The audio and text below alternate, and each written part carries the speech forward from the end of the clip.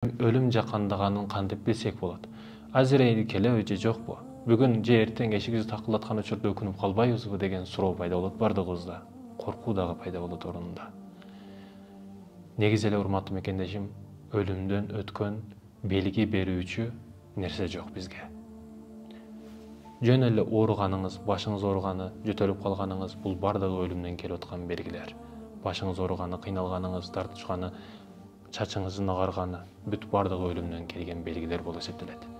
Сөзсүз түрдө Азраил келген учурда 5 мүнөт, 10 мүнөт убакыт бер дешиңиз шарт эмес. Бул белгилер келип атабы? Демек сиз жакындап атасыз, даярданып атасыз. Ошондуктан белгилерге, мисалы ооруйсуз, сакаясыз. Бул мааниде эмес, бирок ошол келген учурда өлүмгө бир кадам ташыналыгыңызды, өмүр менен өлүмдүн аралыгы бир эле кадам экендигин сезип каласыз. Ошондой белгилер иретинде эң күчтүү белгилер бул оору болуп эсептелет. Оорулар, денебизге келген ударлар, рухий жагыбызга келген ударлар бул бардыгы урматтуу мекендешим некен? Белги экен.